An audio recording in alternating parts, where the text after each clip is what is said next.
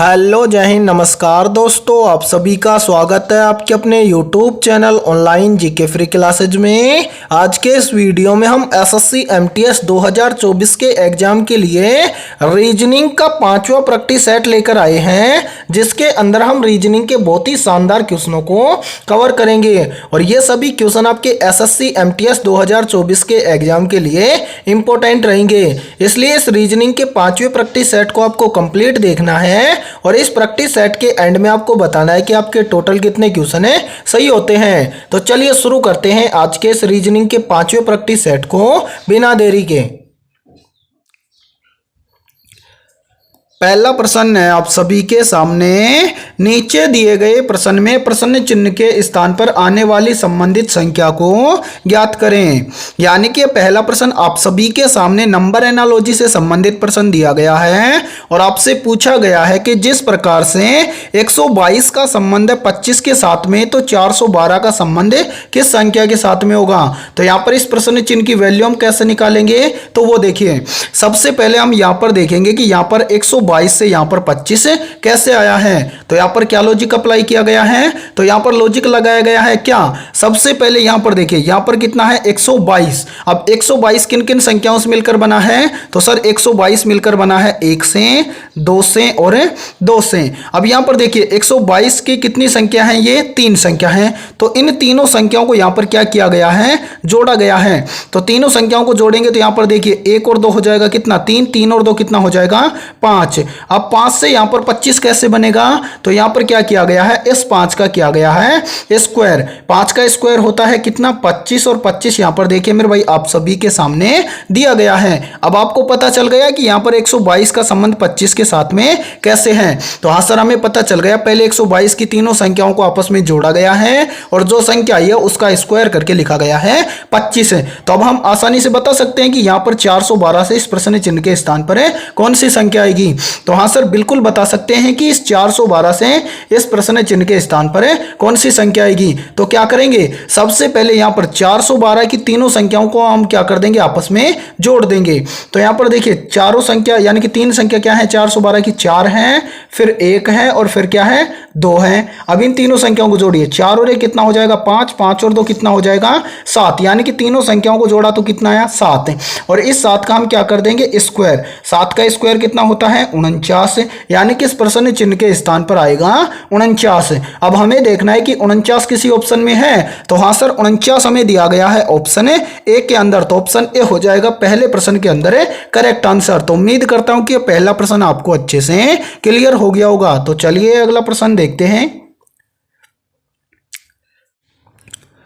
दूसरा प्रश्न है आप सभी के सामने। प्रश्न में दी गई आकृति में कुल कितने त्रिभुज हैं ज्ञात करें। यानी कि दूसरा प्रश्न आप सभी के सामने काउंटिंग फिगर से संबंधित प्रश्न दिया गया है और आपसे पूछा गया है कि इस आकृति में कुल कितने त्रिभुज हैं। तो मेरे भाई ऐसे प्रश्न को आप एग्जाम में मात्र 2 से 3 सेकंड में कैसे सोल्व करेंगे, तो वो देखिए। अब यहाँ पर देखिए पहला तरीका तो है कि यहाँ पर हमारे सामने जो आकृति दी गई है, इस आकृति के अंदर हम एक एक त्रिभुज को क्या कर सकते हैं, गिन सकते हैं। लेकिन एग्जाम में हमारे पास इतना टाइम तो होता नहीं है कि हम आकृति दी गई है उसके अंदर एक एक त्रिभुज को काउंट कर लें। तो सर इसके लिए शॉर्ट ट्रिक क्या है, तो शॉर्ट ट्रिक देख लीजिए मेरे भाई। इसके लिए बहुत ही शानदार शॉर्ट ट्रिक है। यदि ये ट्रिक आपको याद है तो आप इस आकृति के अंदर कितने त्रिभुज हैं उनको मात्र 2 से 3 सेकंड में बता सकते हो। कैसे, तो वो देखिए ट्रिक क्या है। तो सबसे पहले यहाँ पर देखिए, यहाँ पर यदि आपको इस तरह की आकृति जिस भी स्थान पर दिखे या जैसी भी आकृति में दिखे, तो याद रखना ऐसी आकृति में कितने त्रिभुज होते हैं, 3 त्रिभुज होते हैं। अब 3 त्रिभुज कैसे होते हैं वो देखिए। पहला त्रिभुज तो ये है, दूसरा त्रिभुज ये है और इन दोनों से मिलकर एक ये क्या है, कंप्लीट त्रिभुज है। पता चल गया ऐसी आकृति में कितने त्रिभुज होते हैं, 3 त्रिभुज होते हैं। अब आपको करना क्या है, यहां पर देखिए अब आपको पता चल गया कि ऐसी आकृति में होते हैं 3 त्रिभुज। तो अब आपको देखना है कि ऐसी आकृति इस बड़ी वाली आकृति में कितनी दी गई है। तो यहां पर देखिए पहली आकृति तो यहां पर हमें ये वाली दी गई है उसी तरह की जैसे हमने अभी देखा था इस तरह की। ठीक है मेरे भाई, तो एक आकृति तो ये हो गई। ठीक है, अब इसी तरह से यहां पर देखिए एक आकृति ये वाली हो जाएगी, ये नीचे। ठीक है, ये वाली हो जाएगी।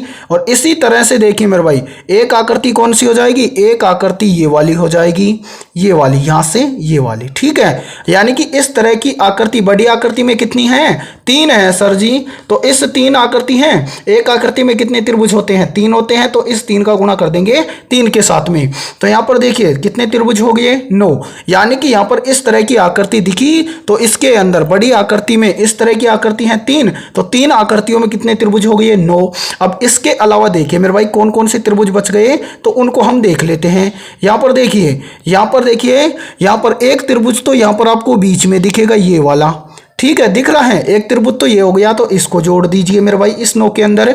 और एक यहां पर देखिए, एक ये कंप्लीट त्रिभुज हो जाएगा यहां से लगाकर ये वाला, ठीक है मेरे भाई, ये वाला बड़ा त्रिभुज हो जाएगा यहां से लगाकर ये वाला, ठीक है। अब इसके अंदर एक और जोड़ दीजिए, तो यहां पर कितने त्रिभुज हो गए, 9 और 1 10, 10 और 1 कितना हो जाएगा, 11। यानी कि इस बड़ी वाली आकृति में टोटल कितने त्रिभुज हैं, तो इस बड़ी वाली आकृति में टोटल त्रिभुज हैं 11। अब हमें देखना है कि 11 किसी ऑप्शन में है, तो हाँ सर जी 11 हमें दिया गया है ऑप्शन बी के अंदर। तो दूसरे प्रश्न के अंदर ऑप्शन बी हो जाएगा करेक्ट आंसर। तो उम्मीद करता हूं कि ये दूसरा प्रश्न आपको अच्छे से क्लियर हो गया होगा। और मेरे भाई जब भी आपको इस तरह का प्रश्न दिखे तो ऐसे ही शॉर्ट ट्रिक लगा के आपको क्या करना है, सोल्व करना है, ठीक है। तो चलिए फिर अगला प्रश्न देखते हैं। तीसरा प्रश्न है आप सभी के सामने, नीचे दिए गए प्रश्न में प्रश्न चिन्ह के स्थान पर आने वाली लुप्त संख्या को ज्ञात करें। यानी कि तीसरा प्रश्न आप सभी के सामने मिसिंग नंबर से संबंधित प्रश्न दिया गया है और आपसे पूछा गया है कि इस प्रश्न चिन्ह के स्थान पर आने वाली लुप्त संख्या को ज्ञात करें। तो मेरे भाई ऐसे प्रश्न को आप SSC MTS 2024 के एग्जाम में फटाफट से कैसे सोल्व करेंगे, तो वो देखिए। इसके लिए बहुत ही शानदार ट्रिक है। ट्रिक क्या है वो देख लीजिए। सबसे पहले यहां पर हमें पता करना है कि इस प्रश्न को हम रो में सोल्व करें या कॉलम में सोल्व करें। तो यहां पर देखिए मेरे भाई ये तो होते हैं कॉलम, ठीक है, और यहां पर देखिए ये होती है रो। अब आपको देखना है कि इस प्रश्न को हम रो में सोल्व करें कॉलम में सोल्व करें। तो सर इसका पता कैसे चलेगा, तो मेरे भाई देखिए जिस तरफ आपको बड़ी संख्या दिखे तो उस तरफ आपको ऐसे प्रश्न को सोल्व करना है। तो बड़ी संख्या आपको इस तरफ दिख रही है, तो इस तरफ कौन सी है, यानी कि इधर क्या है, रो है। तो हम इस प्रश्न को सोल्व करेंगे रो के अंदर। तो सबसे पहले हम यहां से इनको हटा देते हैं ताकि आपको स्पष्ट दिखे। अब देखिए मेरे भाई यहां पर हमें क्या करना है, यहां पर हमें देखना है कि इस प्रश्न चिन्ह की वैल्यू निकालनी है। कैसे निकालेंगे, तो वो देखिए इस प्रश्न को हम 2 तरीके से सोल्व कर सकते हैं। तो दोनों तरीके आपको बेस्ट लगे उनमें से उस तरीके से आपको इस प्रश्न को सोल्व करना है।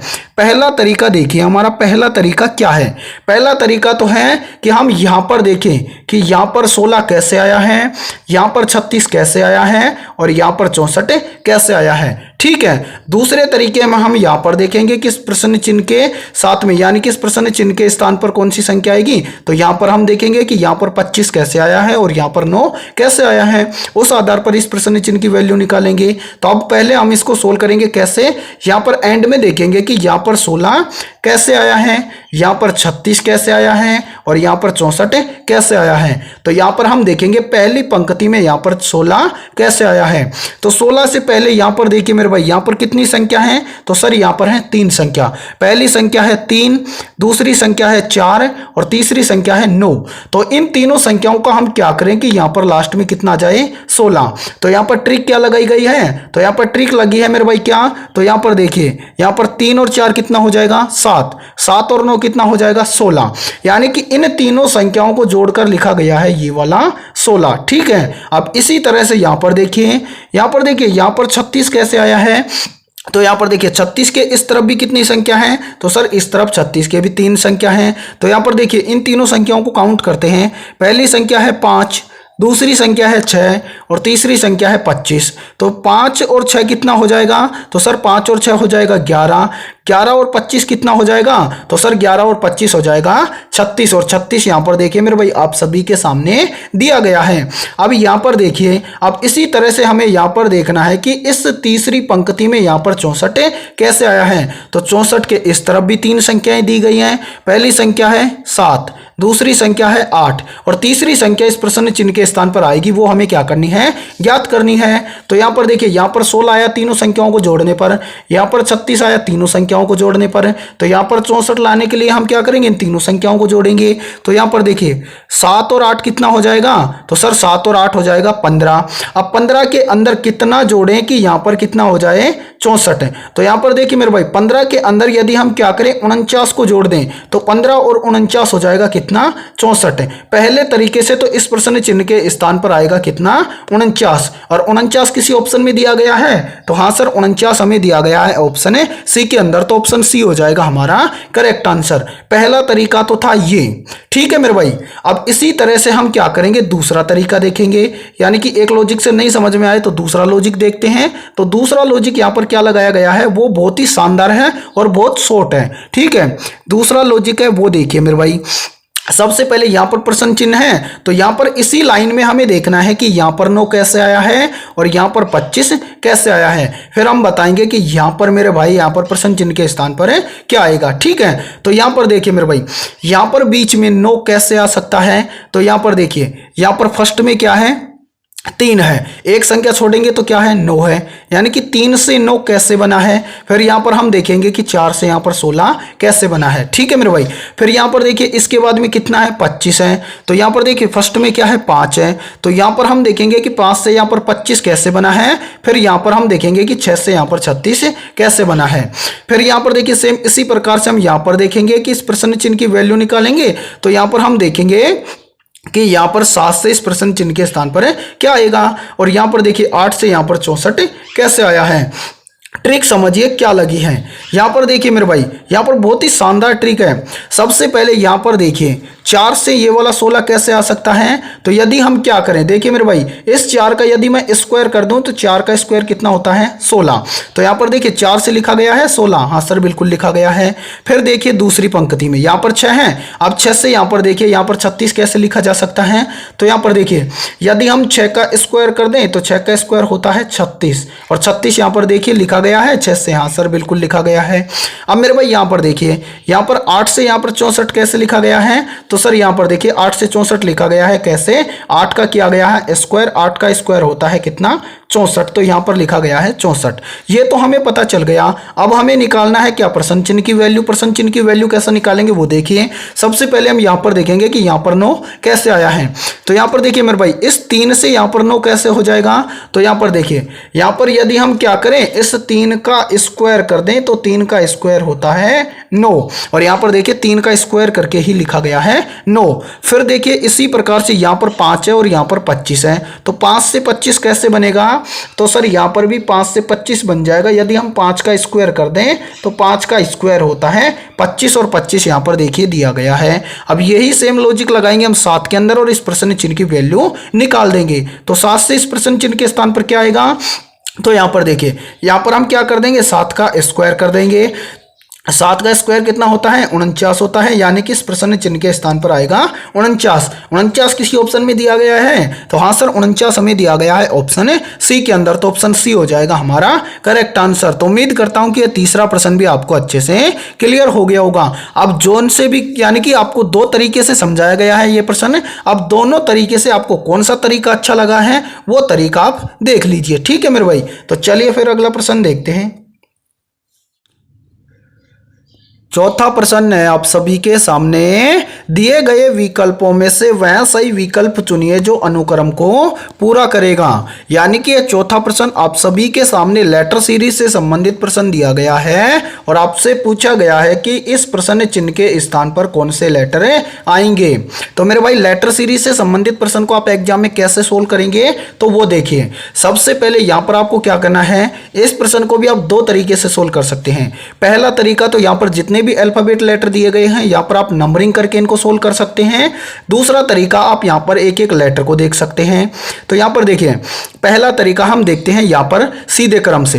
तो यहां पर देखिए मेरे भाई यहां पर क्या है, फर्स्ट में ए है, ए से यहां पर देखिए दूसरे में क्या है बी है, फिर देखिए बी से क्या है सी है, तो सी के बाद में क्या आता है, यहां पर देखिए क्रम से चल रहा है, तो हाँ सर बिल्कुल क्रम से चल रहा है। यानी कि यहां पर देखिए ए से, एक मिनट रुकिए मेरे भाई, यहाँ पर थोड़ा सा मिस्टेक हो गया, इसको यहाँ से हटाने दीजिए। अब देखिए मेरे भाई, यहाँ पर देखिए ए से बी, बी से सी, तो यहाँ पर ए से बी, बी से सी, तो आगे क्या हो जाएगा बी से यानी कि सी से डी, तो यहाँ पर पहला लेटर आ जाएगा डी। ठीक है, क्रम से चल रहा है, हाँ सर बिल्कुल।